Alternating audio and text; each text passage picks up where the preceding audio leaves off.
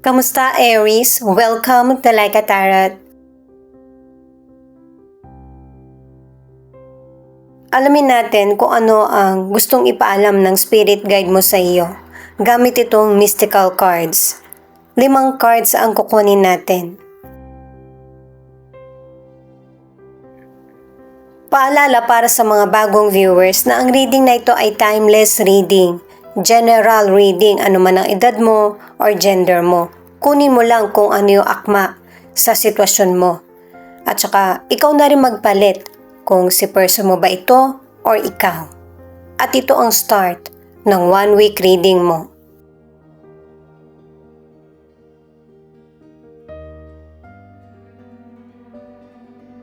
May mga ilang Aries na meron kang issue patungkol sa magulang mo or sa person mo na hindi nagpapakita sa iyo or hindi ka tinutulungan sa pagpapalaki sa anak nyo. Ito yung pinaka-concern mo sa nangyayaring sitwasyon sa buhay mo ngayon. Posibleng gumagawa ka na ng hakbang na para tulungan ka ng person na ito or mahanap mo yung person na ito na matagal mo nang gustong makausap. Naapektuhan na rin yung araw-araw na ginagawa mo or pwedeng trabaho mo dahil na rin sa person na ito na hindi tumutupad sa napag-usapan or napagkasundoan. At may ilang Aries na may issue patungkol sa kalusugan na kailangan nyo tong pag-usapan sa korte. Inaapila mo yung mga hindi magandang nangyari sa kalusugan mo. Pwedeng may mali na operasyon o kaya patungkol sa anak mo. Gusto mong legal itong pag-usapan.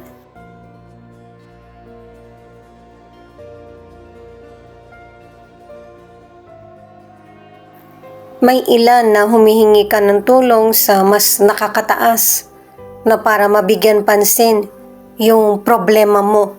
Pwedeng sa relasyon o kaya sa kalusugan mo. Pwede rin na pinost mo sa social media na para malaman mo din yung opinion ng kapwa mo patungkol sa issue na kinakaharap. At marami ang nakakaunawa sa situation mo. Nakakuha ka ng kasagutan sa kung paano mo haharapin yung situation mo at kung ano yung magiging proseso. At ang gustong ipaalam sa iyo ng spirit guide mo ay huwag mo masyadong i-focus ang buhay mo or attention sa sitwasyon na ito. Bigyan mo rin ng pansin yung ibang parte ng buhay mo. At paalala din na huwag mong dalhin na mag-isa yung mga worries or mga problemang dumarating sa iyo. Kailangan mo ng totoong kaibigan or nagmamalasakit para magkaroon ka ng idea kung paano mo aasikasuhin itong mga sitwasyon na nagaganap sa buhay mo. At yung healthy ka na haharapin ito. Ito yung mga cards mo para sa situation. Two of Pentacles, the Hanged, Four of Pentacles. Ano man ang gender mo, pinapakita rito sa mga cards na kinakailangan mo talaga ng tulong. Lalo na sa financial. Kasi ang ilan sa inyo, marami kang nagiging gastusin at saka may mga issue din na kinakailangan ng meron kang financial palagi. Yung bawat financial na meron ka ay talagang tinitipid mo. At kung ano man yung sitwasyon na nagkokontrol sa iyo or nagpapabagal sa buhay mo, may darating na pagbabago at magiging matagumpay yung mga naiisip mo or plano. May ilan din na matipid ka sa pagkukwento patungkol sa mga negative feelings or nakakapagpagulo sa damdamin mo or isip. Ang ilan sa inyo, pangalawang card na ito na nasa publishing ka or writing, reporting, journalism, yun yung trabaho mo. Or itinataguyod na negosyo. Yung mga nagawa mong sakripisyo sa career o negosyo ay merong magandang kapalit, kumbaga worth it. Magiging stable ito at secure. Sa relationship, anuman ang gender mo, posibleng merong person ka pang tinutulungan bukod sa family mo na hindi ito maintindihan ng person mo. Kasi may pagka makasarili itong person na ito base sa mga cards. At kung gusto niyang tumulong, yung may kapalit. Para sa ilang single, merong potential person na nagpapakita ng interest sa iyo. Higit pa sa isa. Pero hindi ito yung nagpapasaya sa iyo. Kaya gusto mo munang hindi magkaroon ng relasyon at maghintay sa darating na potential person. Four of Wands, the Empress, the Moon. Itong cards mo sa hadlang na ipinapakita, may mga sitwasyon or person kang pinagdududahan sa intensyon ng person sa iyo, kung totoo ba yung mga sinasabi niya. Kasi kilala mo na yung person sa kung paano siya makitungo sa kapwa. Pero kahit na may mga ganitong issue, yung mga blessings na para sa iyo, nakadalawang cards ka na, ay darating pa rin. Papanatilihin mo pa rin na maging matatag ang pamilya na meron ka or ang sarili mo. Na kahit ikaw lang yung manindigan sa sitwasyon. Ang ilan sa inyo, kahit na successful yung nangyayari sa karir mo o kaya sa negosyo, meron kang trabaho na stable, meron kang financial planning. May iba naman na nagtitipid ka, kaya ikaw din yung nagbe-benefit nito. Hindi ka nakakaramdam ng kakulangan. Mag-ingat ka lang sa person na magaling mambola. Na para maloko ka sa money. I-research mo at saka huwag ka basta magbitaw ng financial. Posibleng ito yung isa sa ilan, sa problema ng ilan sa inyo kaya gusto mong magpa-abogado or pag-usapan sa korte. Medyo malaki kasi yung nawala sa iyo. Meron kang pinaglalaanan, nagtitipid ka rin para sa future ng family mo at saka sa kalusugan mo. Para sa ilang single, marami kang makikilalang potential person. Pwedeng sa hindi mo inaasahang lugar o kaya may imbitahan ka sa party. Kasi malapit mo na makilala yung potential person. Pero wag ka basta-basta magtitiwala lalo na't kakakilala pa lang. Nakadalawang cards na para sa ilan na nasa relationship na stable at happy ang relasyon nyo. Pero may mga issue pa rin na kailangan yung pag-usapan ng person mo para makaiwas sa misunderstanding. Ito naman yung mga cards para sa solution. Knight of Wands, Four of Swords, Knight of Cups. Pinapakita sa cards na ito na meron kang matagal nang kakilala, kababata or schoolmate or maybe past person mo ito na magkikita kayong muli. Dahil sa nakamove on ka na sa past, hindi mo na gustong magkaroon ng koneksyon or mag-usap kayo or magkita kayo ng person na ito.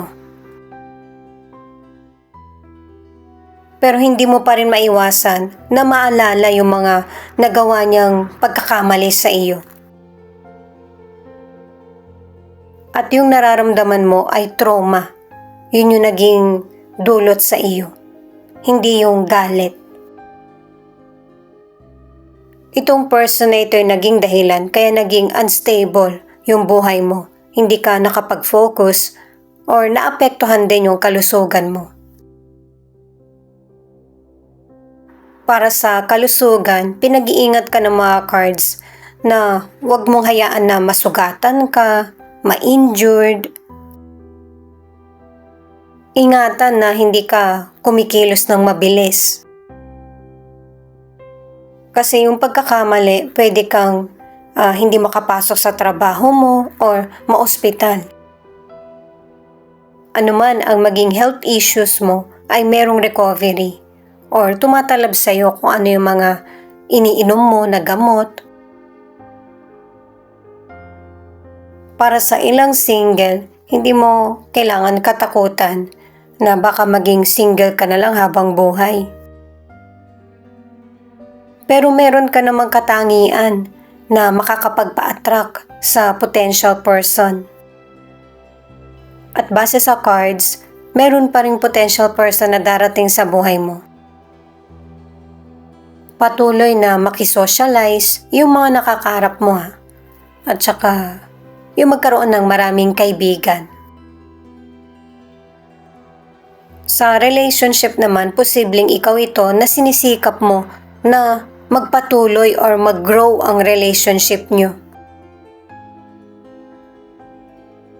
Pero kung discontented ka sa reaksyon ng person mo, ay magkaroon muna kayo ng space, quality time para sa sarili nang mawala yung stress. At mag-reconnect muli. At kung may commitment issue ang ilan sa inyo sa relationship, kahit nakaka-stress itong person na ito, ay piliin mo na makipag-negotiate sa kanya. Mas gamitin mo yung isip mo sa pakikipag-communicate dahil sa heartbreaker itong person na ito at mahirap hanapin. Ito naman yung feelings ng person mo na pwede rin ipakita kung ano yung feelings mo. Hindi mo talaga kakayanin yung situation, lalo na kung yung person mo ay mailap sa pakikipag-communicate sa iyo. Kahit sa tarot cards, pinakita na hindi mo kakayanin yung responsibilidad ng mag-isa. Kailangan mo talaga ng katuwang. Hindi mo tuloy makita kung ano yung tamang kasagutan dahil nga sa hindi nakikipag-communicate yung person mo sa iyo. Pwedeng naging single parent ka. At ito yung gusto mong ihabol sa person. Yung responsibilidad nyo. Siyempre, nasasaktan ka rin at kahit yung person mo sa kung ano yung nangyaring resulta sa relasyon nyo. Ito yung personal problem ng person mo. Yung sarili niya. Na kung meron ka mang nagawa na hindi mabuti sa kanya, kailangan niyang sabihin sa iyo. Hindi pwedeng magulo yung pagpapaliwanag niya. At saka pakiramdam ko kasi sa mga cards mo, hindi yung love ang tinutukoy dito. Kung di, yung pakay mo talaga sa person mo. Kung ano yung mga dapat niyong gawin na naantala. Dahil nga sa nagkakaroon kayo ng pagtatalo, misunderstanding, hindi mo na gustong kausap itong person na ito. Naapektuhan ka ng emosyon mo dahil sa trato niya sa iyo. At saka itong passion, hindi lang naman to patungkol sa love. Patungkol din ito sa hate, anger, or iba pang nararamdaman or emosyon. At base sa mga cards, magulo pa yung situation nyo ng person mo. Kasi nga, hindi masabi sa'yo ng person mo kung matutulungan ka ba niya or hindi. Pero ipinaparamdam niya sa'yo na hindi ka niya matutulungan. Pero kung meron siyang responsibilidad, lalo na kung kadugo niya, ito yung dapat niyang harapin. Hindi niya pwedeng takasan. At saka ang ilan sa inyo, hindi na itong person na ito yung makakarelasyon mo. Ibang tao na. Sagittarius, Taurus, Leo, Pisces. Ito yung ilan sa 12 zodiac sign na nangunguna sa reading na ito. Thank you nga pala at saka ingat po kayo palagi. Ito naman yung mga letra na posibleng andito yung letra ng pangalan ng person mo or letra ng pangalan mo. Q, F, P, C, H, J, A, K, M.